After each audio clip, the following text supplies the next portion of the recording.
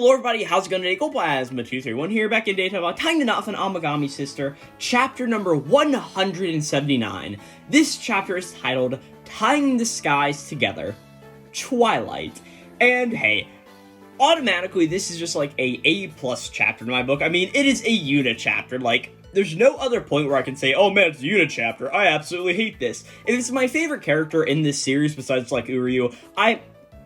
I like Uryu. It's probably the only reason I'm sitting here talking about this series is because Uryu is a cool guy. I mean, back in the day here on the YouTube channel, I did a little bit of a series with one of my best friends in high school, and we sat down and talked about the series of Nisekoi. And really the reason I like that series so much was not because of all of, like, the cute girls and all those moments, but really just because you had a very nice main character in a harem manga. I mean, we all have to admit, that is what that is. It is what you guys are sitting down here watching a video on, and that's what I am talking about, right? But the whole idea is like, hey, Uryu's a good person, I like Yuna as a character, so whenever you have a character focusing on the two of them together, I instantly am like, man, I really like this chapter. And honestly, there's just a lot of really awesome stuff to have in this chapter.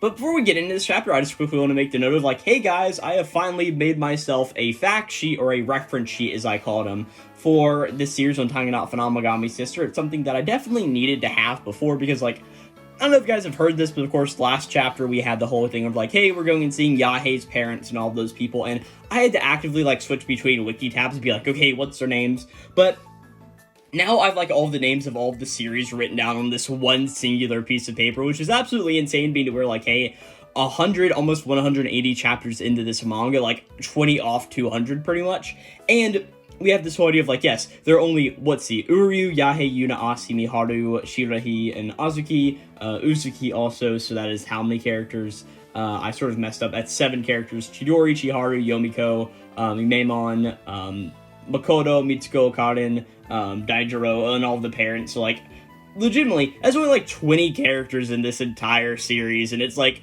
hey, that's not bad at all. Like, it just makes it easier on me, and like very few named locations. I mean, it's like, hey, we have the Amagami Shrine, the Inugami Shrine, we have the Tsukigami Shrine, all of these other places around here, so it's like just good to have the reference sheet, because also like this chapter really brings up a lot about Yuna's past, and also of course her good friend of Omicchan. Of course, we don't even say her regular name, we just all call her Omicchan, because like that's just what everybody else refers to her as. But like, hey, I would need to be able to, like, just look over the piece of paper, you're like, oh yes, Yuna's other name was Nadeshiko Kurama, so it's like, yeah, let me just get all of this stuff written down, so maybe this series will be going a little bit more smoothly now that I have this piece of paper, you know what I'm saying? But I guess I already sort of talked about what happened last time in Tying the Knot with an Amagami Sister. Like I said, we had this really nice chapter all focusing on, like, Yuna's family, or not Yuna, Yahei's family.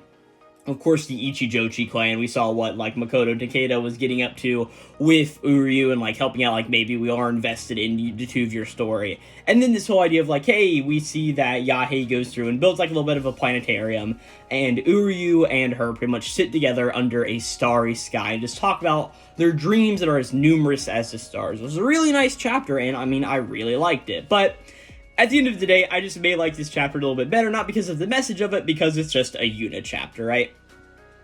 But we open up this chapter at the Kurama family grave, where we see that both Uryu and Yuna have gone over to pretty much check it out. And we see the grave is entirely pretty much worn down. We see there's like a bunch of bushes growing around it. There's moss growing on the entire thing. 2 crows are ominously sort of like perched on it. It's like, crow, crow, crow. And everybody's like, oh no, like, what is this right here, right? And Uryu's like, oh my gosh, Yuna, like, your parents' grave, like, I'm so sorry, I don't know what to say about all of this, right? And Yuna's like, oh no, like, it's so shabby looking, and Uryu's like, no, don't stress over it, like, I mean, you'd lost your memories, and there wasn't anyone else to care for it, like, you don't have to feel responsible for letting it get to this, like, terribly bad state. And he's like, hey, I'm just reminded of them. Like, this is exactly a grimy, rundown, poor, threadbare, like, it's the perfect grave for mom and dad. And Uryu's like, Yuna, you're making it so hard for me to say anything nice about this current situation, right? Which I guess is just, like, a very funny thing to say. It's like, yeah, okay, then, like, yeah, I sort of get where Yuna's coming from, though. Like, yeah, it's just so poor, it's so, like, sad, decrepit. Like, I sort of feel bad just thinking how it's all working out, right? But Yuna just says, like, hey, but I still think that we should just sit down here and clean it up. She's like, hey, I'm really sorry for dragging you into this, Uryu. And he's like, hey, there's no problem whatsoever. Like, I am only here because I want to help you out, you know what I'm saying? And Uryu even says, like, hey, I want to introduce myself to him anyway, right? And she's like, hey, thank you very much.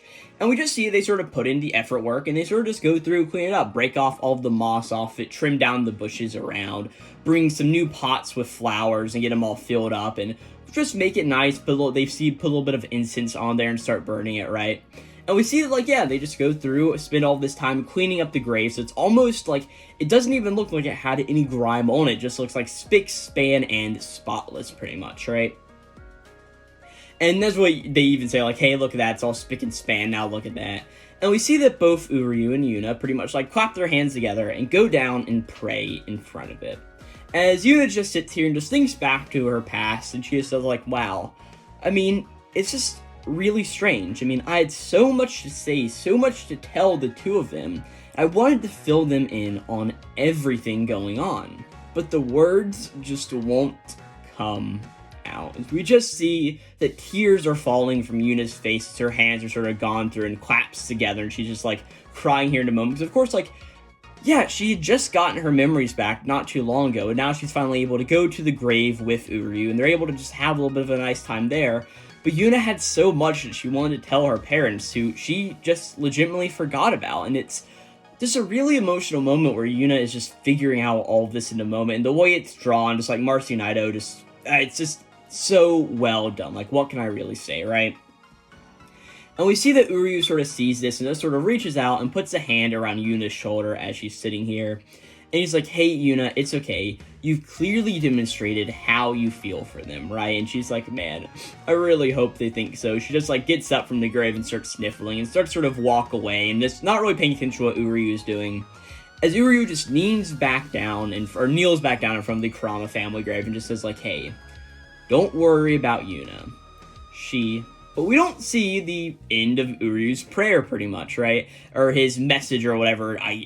I'm not a Japanese guy. I don't know what they would call that for going to the grave. Like, your remarks, like, I don't know what their specific calling for it is, right? Oh, I'm sorry, there's my cat running around very wildly in the background. I don't know if that came up on the microphone or not, but it definitely came up loud and clear for me, the person sitting in the room, right? But we pretty much see that a little later, we see that Uryu's like, alright, let's head home, Yuna, right? And they're pretty much walking home, and Uryu's carrying the basket that had all the flowers in it earlier, and he's just like, hey, I'm sure Aussie and Yahe are getting hungry by now, and we see that he sort of, like, clenched his fist up behind him, sort of just, like, walking through the area. And we see that Yuna sort of reaches forward and grabs his little bit of a fist and puts her hand on it, right? And she says, like, hey, Uryu, we don't have to, like, rush home right now, do we? And she's like, hey, why don't we, like, take some time to go out and enjoy ourselves, right? And Uryu blushes a little bit, like, what do you mean, like, enjoy ourselves, right? And she's like, hey, why, of course we don't have to, like, do all of this. And Uryu's like, sure, yeah, I mean, we can take a little time, right? As, of course, we see where they go, it's none other than, of course, Omicchan's Dango place, pretty much, right? As we see that Yuna is sitting down, enjoying a bunch of Dango, and she's like, yeah, like, why don't we just sit down and have some delicious Dango from Omicchan's place, right? And Uryu's like, I should have known this is where this is going, like, come on now. And we see Omicchan standing in the background, of course. Her two hair buns, her hair dango, are pretty prominent right now. And she's just sort of standing back there, just, like, looking at these two sitting together. And Uryu just is like, geez, like, I told you we were going to go home and have dinner, and, like, I'm gonna be mad if you don't, like, clean up your plate totally tonight, right? And Yuna's like, hey, don't worry, I have, like, just, like, a second stomach just for Dango, like, I can eat as much of it as I want, it won't be any problem at all, right?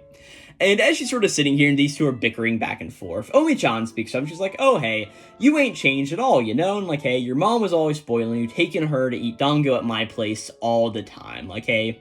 And she just says, like, hey, I loved you as a little kid, Yunachi, and I love you even more now. As we see that she sort of just, like, stands behind her, and Yuna's like, oh, hey, thank you, Omi-chan, right? It's a little bit of a nice moment.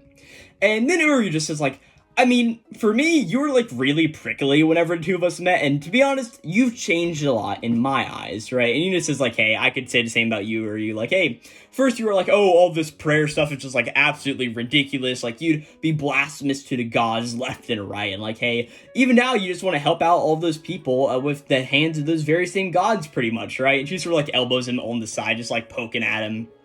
And he's like, hey, it hasn't even been a year since all of this sort of, like, started to happen, right? As Uryu's just like, hey, shut up, I was young and ignorant back then, and like, hey, yeah, he was a year younger, he's had so much life experience since that point, it definitely makes sense from Uryu's perspective, right?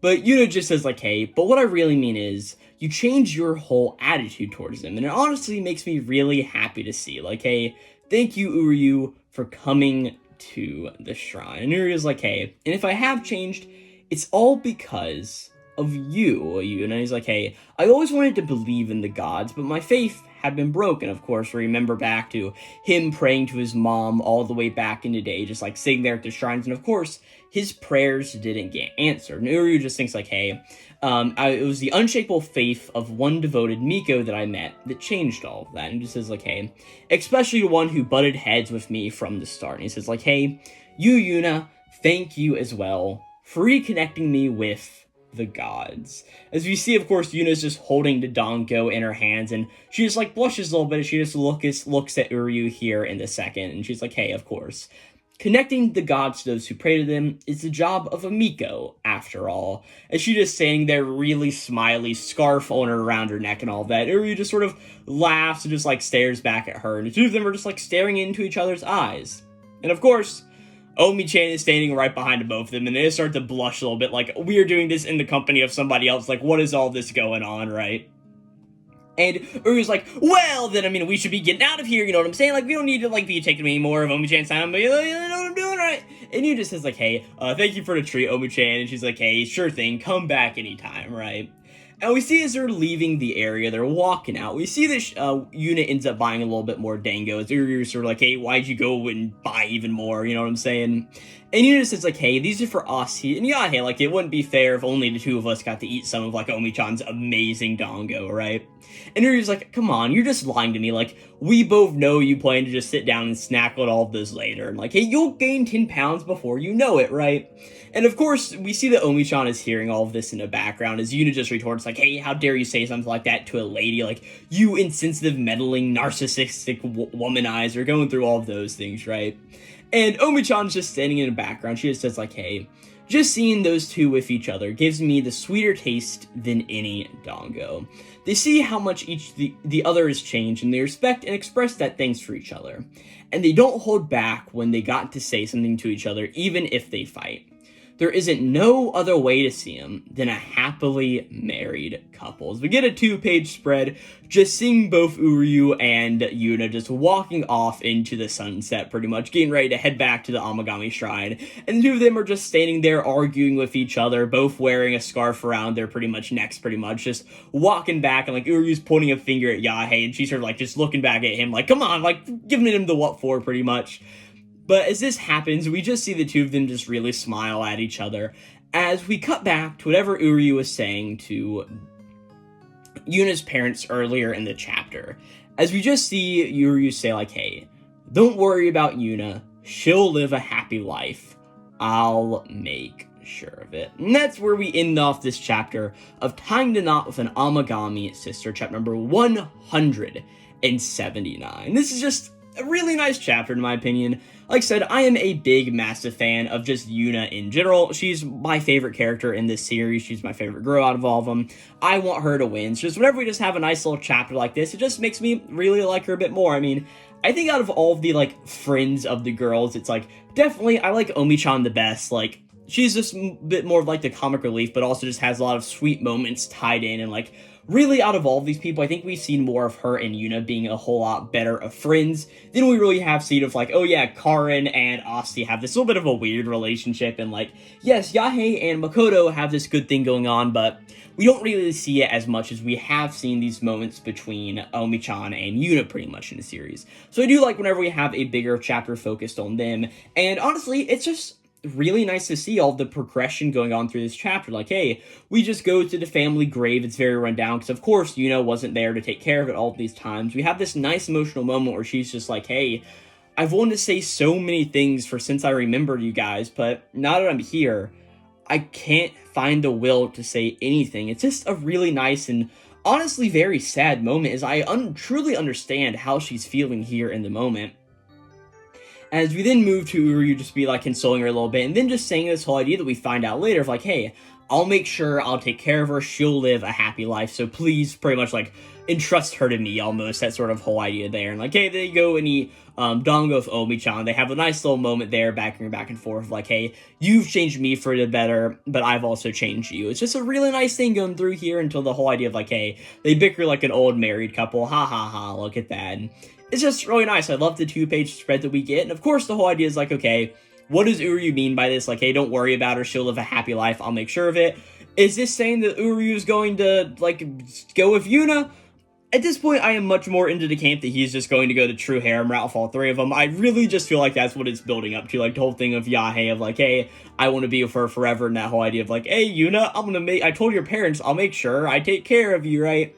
So it's this really funny thing of like, okay, just where are we going to be going with this series? But honestly, I don't have anything else to say. I mean, I just thought this was a very good chapter of Time to Not Find Amagami Sister. I feel like it's also been a little bit of a shorter recording. I don't really feel like, oh, I'm going to just quickly open up my phone, see how long I've been recording for, because I feel like it's been under 20 minutes. Yeah, it's only been 16 minutes when I think the last video on the Yahei chapter is like 23 or something like that, but that's sort of just how recording videos go. Like, sometimes I get through all the information really fast, and sometimes it doesn't take as long. Yeah, with all that out of the way, thank you guys so very much for watching this video on Time to Not Find Amagami Sister, chapter number 179. Again, Time Disguised Together, Twilight.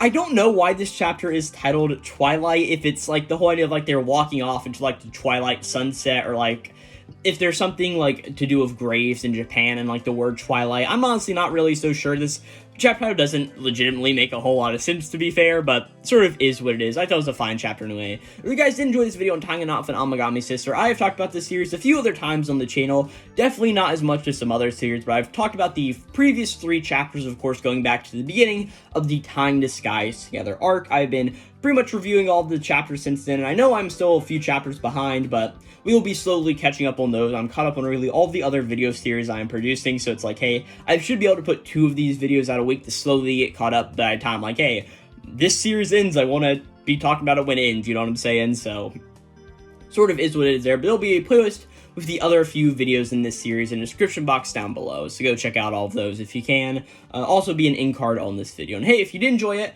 thank you guys so very much for watching. I talk about plenty of other anime and manga related content here on the YouTube channel. Just go to @Glowplasma. And hey, if you enjoyed this video, maybe you won't mind liking or subscribing to the channel, doing any of those stuff, boost my ego number up a little bit. But yeah, for all that out of the way, thank you guys so very much for watching, and I will catch you guys next time for Time to Not Find Amagami Sister, chapter number 180. Until then, I'll catch you guys next time. This will be Glowplasma 231, the lover of Yuna, signing out.